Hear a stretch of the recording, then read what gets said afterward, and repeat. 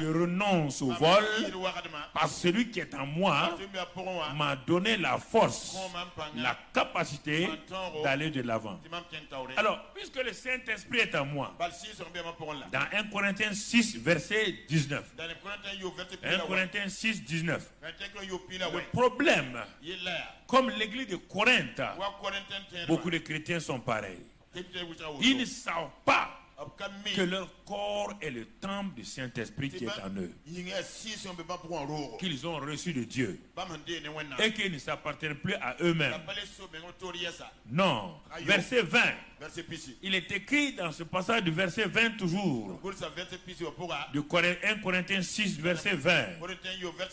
Puisque vous ne vous appartenez pas à vous-même, vous avez été rachetés à un grand prix.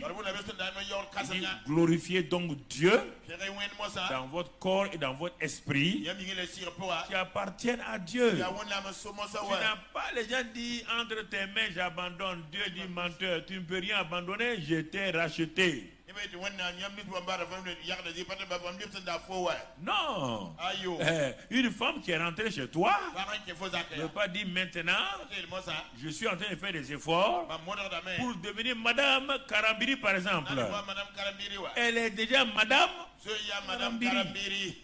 Et c'est pourquoi elle est venue dans ma maison.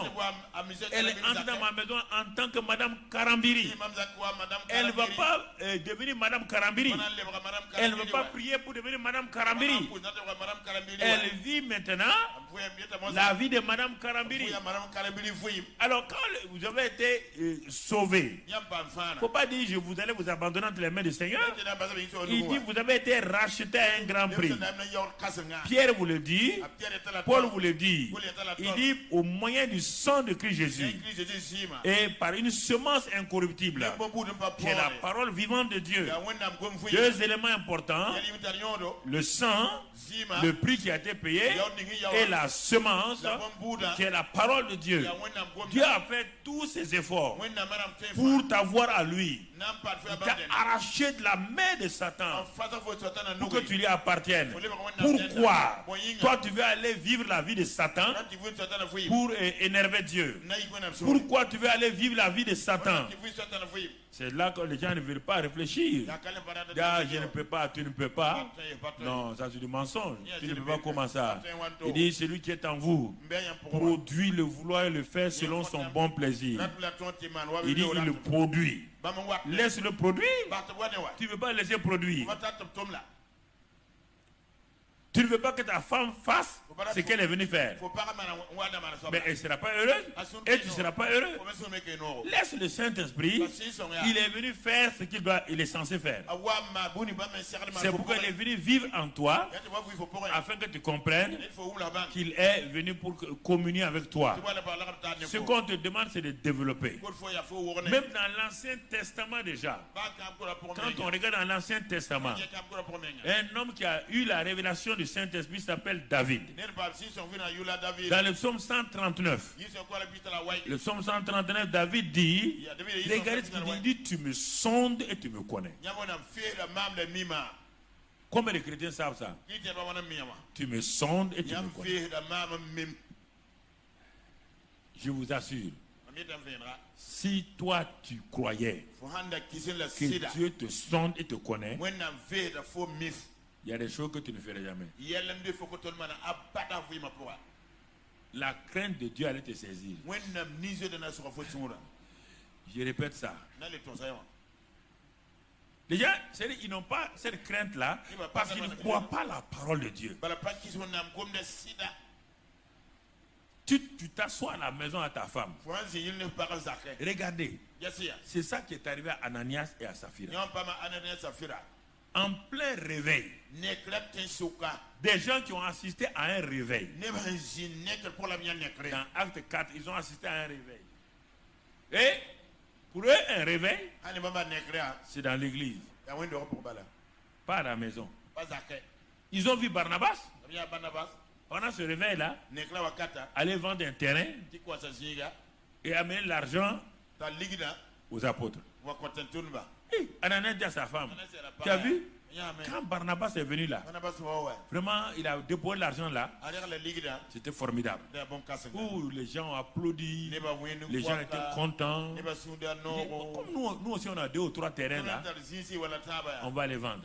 Sa femme, il n'y a pas de problème. Et ils ont vendu à un bon prix. Moi, je crois qu'ils ont vendu au-delà même de ce qu'ils espéraient. Ah, la somme était forte. Quand ils sont venus à la maison, ils se sont assis. Ah, bon, on n'espérait pas sûrement avoir tout ça. Mais bon, comme on doit participer là à l'évolution de l'église, à la croissance, bon, on va... non, ma femme, je crois qu'on va... Bon, on va diviser ça en 2. La femme n'a pas dit. Mais pourquoi tu as vendu le terrain? C'était pour aller amener à l'église, non? Elle aussi a dit oui. Ah, peut-être la moitié peut me servir. On va faire des travaux avec ça. Ils se sont assis. Écoutez-moi très bien. C'est ça, là, sonder et connaître. Là. Beaucoup de chrétiens sont dans cette erreur.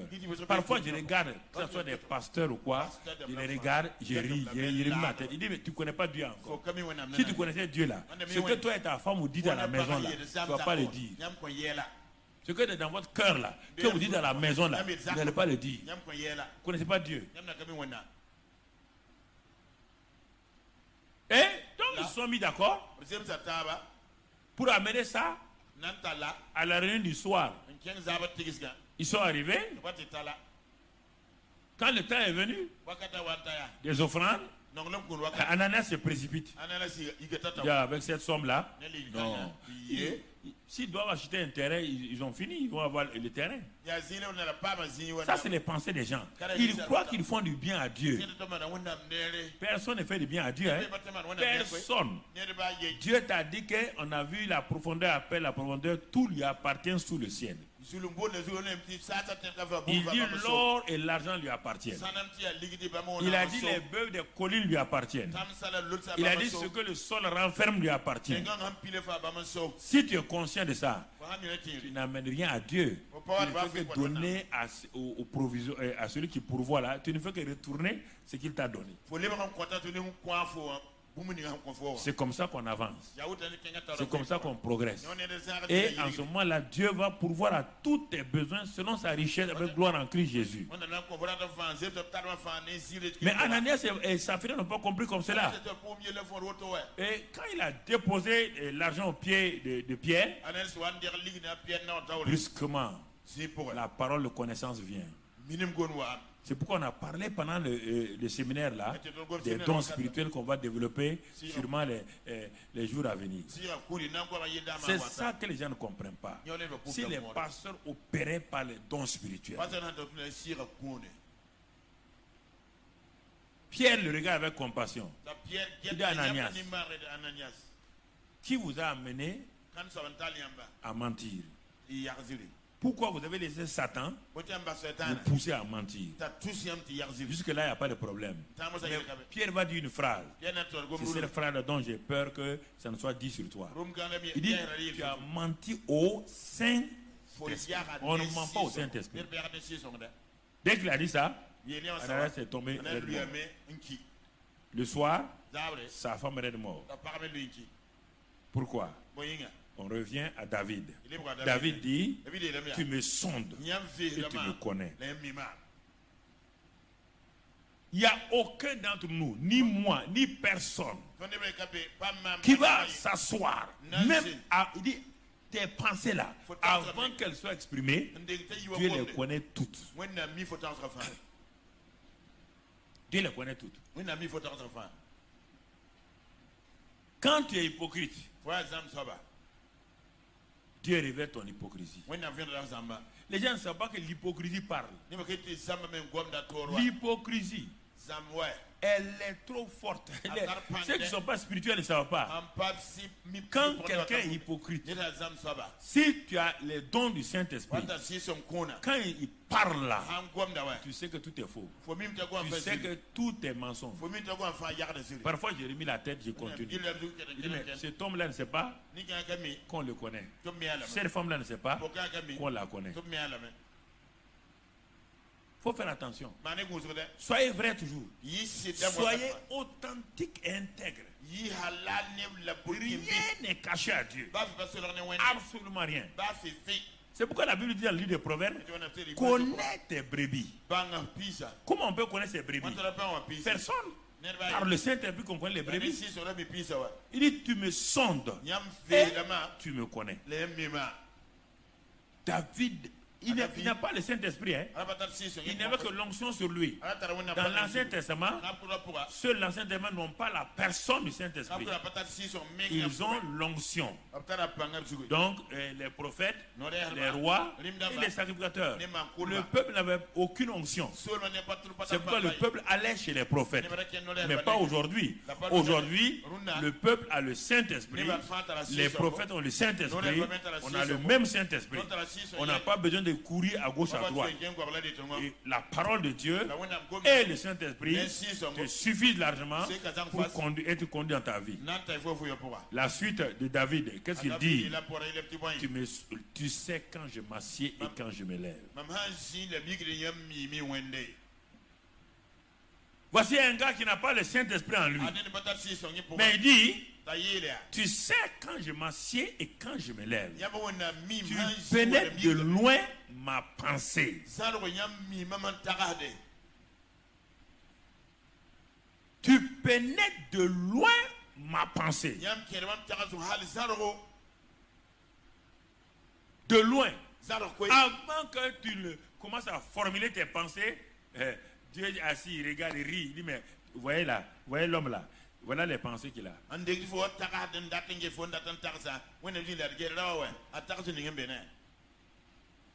Soyez honnête quand vous approchez d'un homme de Dieu. Ne cherchez pas à manipuler. Ça ne vous sert à rien. Rien. Absolument rien. La suite, mon ami, qu'est-ce qu'il est écrit? Tu sais quand je marche et quand je me couche. Et tu pénètres toutes mes voies. Tu pénètres toutes mes voies. Toutes mes voies. Car la parole n'est pas sur ma langue. Que déjà, ô Éternel, tu la connais entièrement. Donc, si Dieu connaît mes pensées, or la parole, c'est l'expression de mes pensées. Sois intelligent.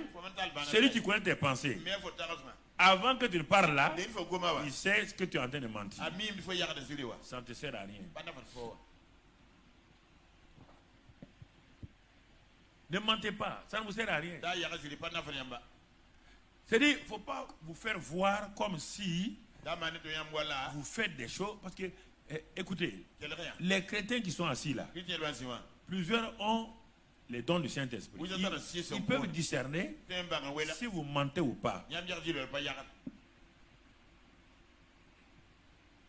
Donc, il faut faire attention.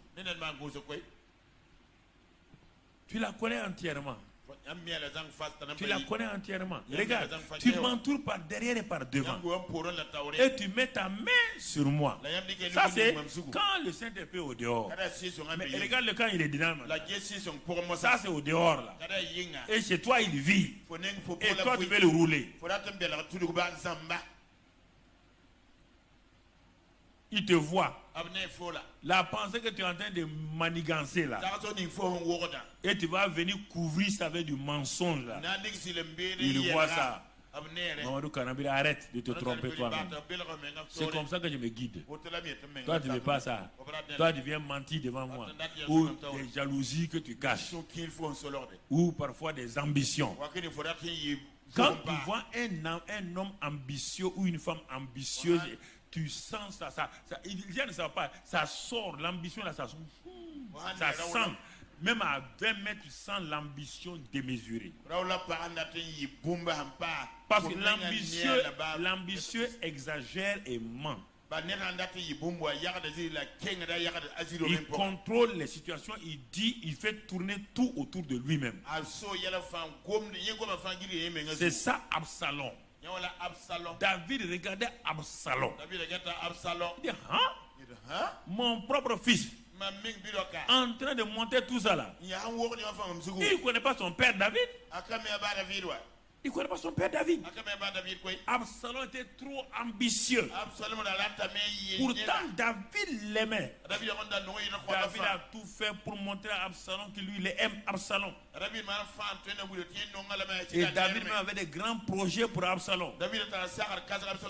Mais quand David a commencé à voir qu'Absalom était ambitieux, démesurément, David a commencé à dire le petit là va se perdre. Souvent c'est comme cela, frère. Vous mettez l'accent sur des gens et vous voyez qu'ils commencent à sortir de l'obscurité. Ils commencent à poser des attitudes, à attirer des gens autour d'eux, à faire des groupuscules, à essayer de monter des gens. Vous dites, mais est-ce qu'il ne sait pas? Un petit comme ça ne sait pas qu'est-ce qu'il est en train de faire là, est déjà connu par le Père, est déjà révélé dans la main du Père. Il ne sait pas cela, il va se perdre. Vous essayez David a essayé de ramener Absalom. Il dit non. Maintenant il est passé à la deuxième étape. Il est parti s'arrêter au carrefour. Il dit tu vas où? Quand les gens viennent, tu vas où? On s'en va chez le roi David. Ah non, ton papa là, t'es un bon papa. T'es un papa spirituel. T'es un homme qui connaît tout. Le petit dit, vous savez pas. Non. Il est vieux maintenant. Il dit, c'est nous les jeunes, la nouvelle génération. Oh, là-bas, ils ne vont pas résoudre tes problèmes. Laisse-nous, on va résoudre. Les gens disent, ah bon? Ah, le papa t'a déjà placé comme pasteur. Mais vous ne voyez pas, non? C'est pas qu'il a placé comme pasteur déjà. Toi, tu séduis les gens avec ça. Les gens s'en vont. L'église David a commencé à se vider. David regarde. Il regarde. Et vous savez, la fin d'Absalom, c'est son âne. L'âne est parti le prendre. L'âne, un âne. Le faux prophète là, Balaam, son âne lui a parlé. Tu comprends? Absalom, son âne a dit, un homme qui s'élève contre un homme loin n'a pas le droit de mourir normalement. Son âne l'a amené sous une branche et son âne l'a pendu là-bas. C'est quelqu'un d'autre qui est venu le poignarder. Faites attention. Faites attention. Tout ce que tu fais dans tes pensées, tout ce que tu dis en secret, rien. Il dit que l'oiseau l'amène là où tu ne penses pas.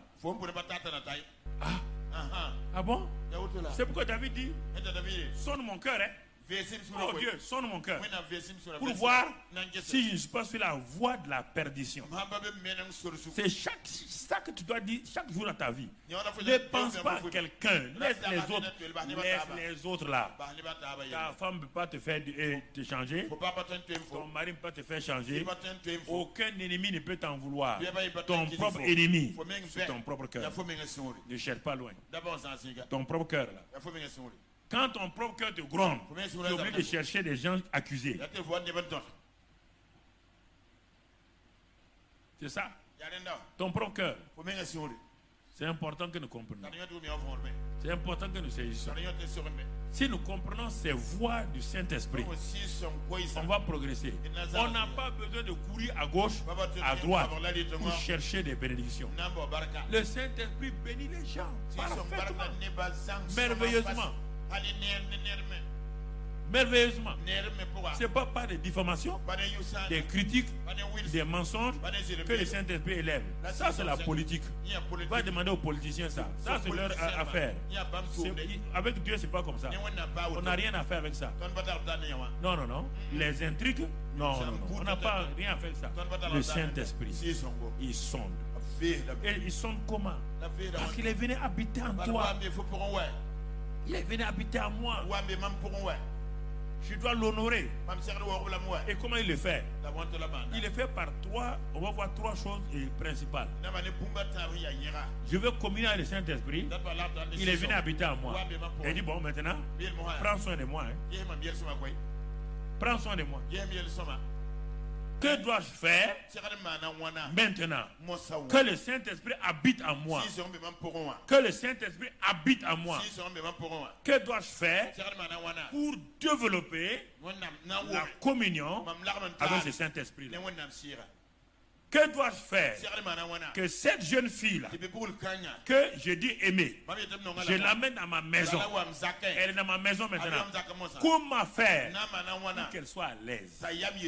Comment faire pour qu'elle et moi, on marche ensemble? C'est la même question.